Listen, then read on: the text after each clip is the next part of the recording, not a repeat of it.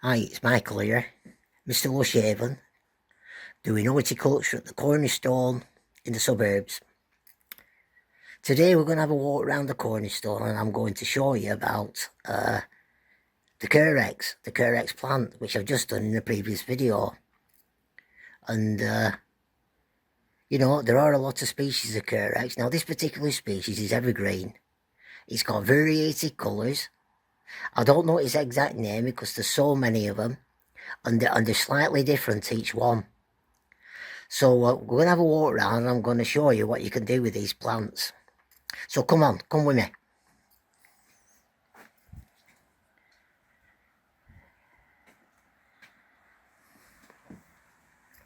How can you see? Now I've put those in hanging pots. And I've put some Synecios in. And they look quite nice. Now I'll just show you this box here. Can you see that box? Doesn't that look nice? And they look very natural. The Carex. There's another one. Can you see that? Baskets.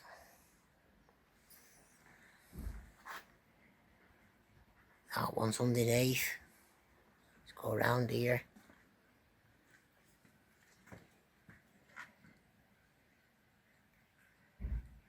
Can you see what they can be used for?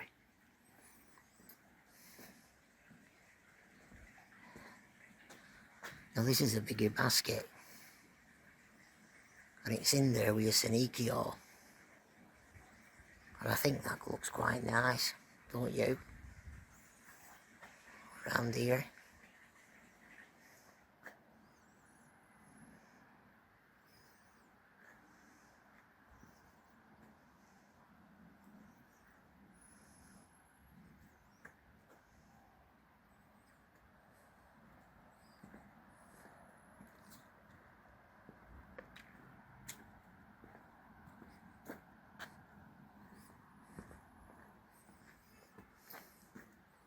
And I've got some in this border as you're coming up the drive. Oh, doesn't that look attractive? It's in the middle of the Logistrum and in the middle of the Magnolia japonica.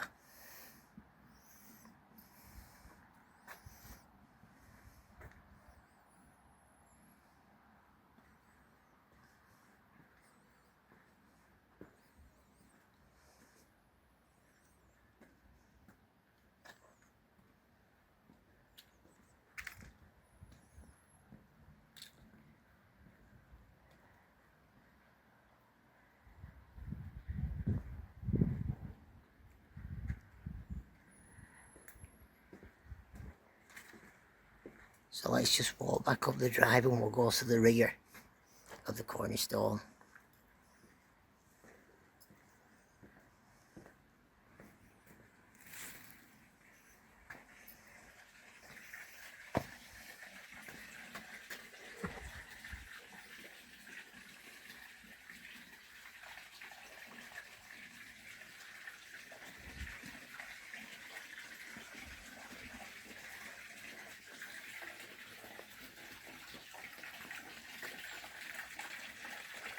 We're roughly near enough 2 weeks into November. And we haven't had a cold spell yet. As you can see, begonias are still flowering.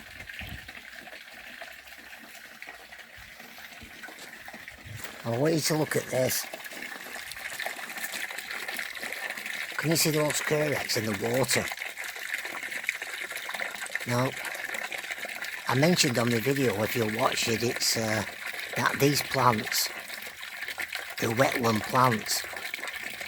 And they'll grow in very wet conditions. Now those plants there have been in that water feature for I'd say about 3 years. And what's happened to them is that they've got bigger and they're growing really well. Can you see? Now that's a classic example of how the Carex grows in wet conditions. Doesn't that look nice? So let's move on. You see I've got some in that basket there.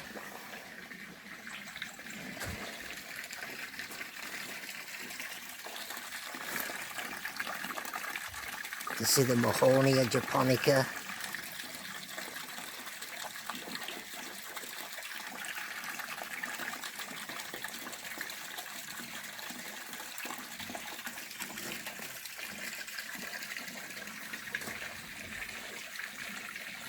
We can see a Washington palm there. We're just moving forward. Now can you see I have those Carex in pots round the pond, and I put them in bigger pots last year and they're doing really well. There's 5 of them, can you see? And it makes the pond look more, even though it's an ornamental pond, it makes it look more natural. Can you see that? Can you see that Carex? Don't that look nice? And we'll move around here. You see the pampas grass, the Cordelia sawana. And we move around here and we can see the cordyline. The Portium, the New Zealand flights will be doing videos in the future on these particular plants, and I'll be showing you how to propagate. They're more exotic looking. So let's have a look at these. You see the red cordyline there.